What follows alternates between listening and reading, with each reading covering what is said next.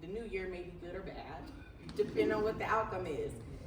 And I kept hearing in my head, well, not in my head, but it was the Lord, it was the Holy Spirit telling me, challenge me, were the exact words. And I'm like, challenge you? Like, God, I ain't never heard nothing like that, but I don't know about challenging you, Lord, because I don't know what comes with that. And he kept saying it, challenge me, challenge me. So I called my grandma, I'm like, Grandma, I keep hearing challenge him. My grandma was like, I've done it. So I called my mom, and she's like, I challenge God all the time. And I'm like, okay, you guys aren't helping. And then I called my goddad, and my goddad's like, every time I've held God to his word, he's always shown up. He will. He will. I said, okay, I'm gonna do this. So we're sitting in the parking lot Saturday, the day before Christmas Eve, and there's an accident. We're reading our Bible. We're on the next chapter in our Bible, because Cam and I read our Bible together, and it's 2 Kings 1:15. I'm gonna read it to you guys, but because I think it's important to read. So it's 2 Kings 1:9-12. We're reading this, and in the midst of reading this, an accident happens. Everybody that knows me knows that I lose my focus real quick. So Cam's like, Jahnace, in the midst of this accident. And I'm like, okay, and this is what we read. Then the king sent to him a captain of 50 with his 50 men. It's talking about Elijah.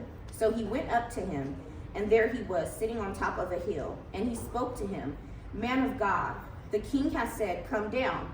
So Elijah answered and said to the captain of 50, if I am a man of God, then let fire come down from heaven and consume you and your 50 men.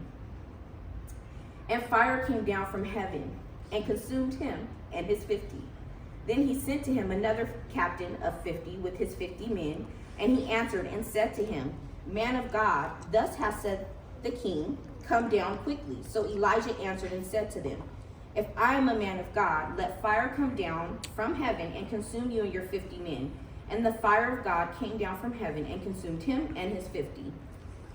So I read this, and immediately I'm like, God just gave me my answer. I need to challenge him. Elijah challenged him. He said, God, if I'm a man of God, take care of this problem. So I said, okay, God, how do you want me to challenge? And when I had to ask Cam, before we read this, Cam goes, I want to challenge God. So he didn't help me. And then we read that, and Cam's like, okay, I think God is telling you something. You just need to listen. I'm like, really? So the next morning we go in, and God goes, pray with the doctors. And I'm like, I know they're not believers, God, but I don't know what that's going to look like.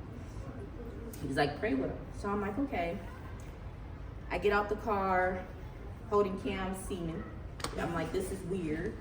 I'm going in here in a sperm. I'm going in here again with this stuff, and I'm ready for you to challenge you, so this can be done.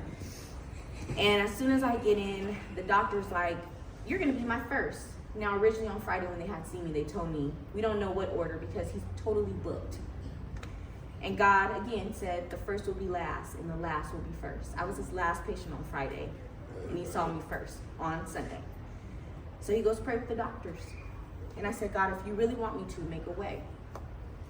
And those of you who know me know one of the verses I've held on to was Luke 1:45. Blessed is she who believed that the Lord will fulfill what was promised to her. So I'm like, okay, God, I'm going to believe it. I'm going to trust you. So I get in there and I say, do you guys mind if I pray with you? They kind of look at me like, huh? And I said, do you mind? And they're like, no, that's perfectly fine. And I said, bow your heads, close your eyes. And when I saw them bow their head and respect my God, it told me the power God has over a person's heart. I prayed and I said, God, bless their hands. But in 2 weeks, God, I will not be here because I will be pregnant. And those doctors were looking like, she crazy. She crazy. The next day we're headed, it's Christmas Day, we're headed to my mom's. And Cam goes, the Lord told me that you're pregnant. And I'm like, in a day? I'm like, I don't know about that. But I knew Cam's always heard from God very clearly. And then I'm like, okay. Days go by, my mom's sitting in front of me and she goes, "You're pregnant." And I'm like, "Huh?" She's like, "You're pregnant." I'm like, no, I don't feel nothing. I feel normal, Mom. And 2 days before I'm supposed to test, I get upset with God. I said, "God, why did you tell me to challenge and you didn't do nothing? You're not who you say you are." So here I am. He showed me all these signs, and yet I'm still like, "God, I don't know."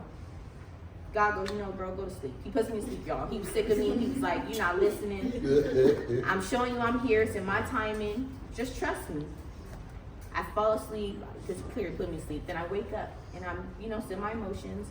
And the Holy Spirit said, "Get up and take a test." So I'm like, okay, we'll see what's going to happen. I get up and take this test.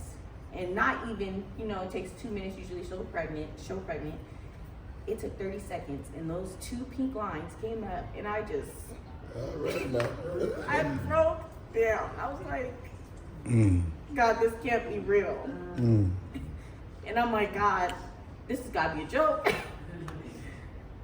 And I just keep looking and I'm like, God, I don't know how to praise you because this is a miracle. I don't know what to say. All I can just do is be in awe.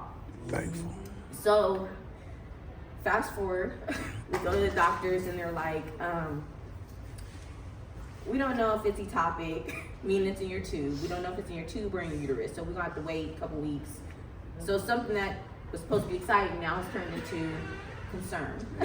Only saying. So they have me come in every few weeks. The first 5 weeks, then 6, then 7. Well, at 7 weeks, the lady, I told her my story. And she mentioned, I don't really have a relationship with God. And I told her my story. And she's like, "Wow, I need to get back in my walk with God."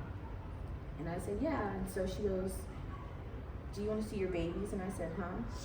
And she goes, "Yeah." And she turns the screen. And there's 2 little hearts just beating hard. And I'm like, oh my gosh, we're pregnant with twins. So fast forward, we were seeing a high-risk doctor every 2 weeks, and then the doctor was like, the first time we saw him, he said, "Your baby's in a 60% percentile, and it's concerning to me because we do it on a 20% basis, and he's really behind, baby B. So we don't know what that's gonna look like." And so I'm like, I tell my dad, my mom, "I'm pregnant, but don't tell nobody because I'm scared." My dad texts me. And like I said, I'm a daddy's girl, so he's like, "Everything's gonna be okay." And I'm like, I call my mom, "My dad said everything's gonna be okay." Because she's always said my dad's good at feeling. He knows the Holy Spirit. He feels things. He knows when something's not right. So I'm like, okay, everything's good. I'm like, but I'm not gonna worry. I'm gonna trust God. I'm not gonna allow myself to get all worked up. I'll be back in 2 weeks. I come back 2 weeks later. Doctor goes, he looks at Cam. He's like, yeah, the babies are 3 weeks ahead.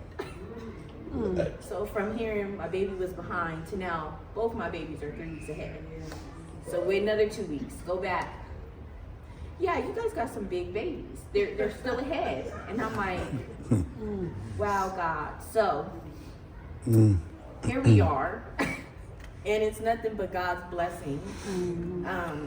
And so today is about not me, not Cam, but the twins and God. That's what mattered to me because I don't get the recognition. Cam doesn't get the recognition. God does.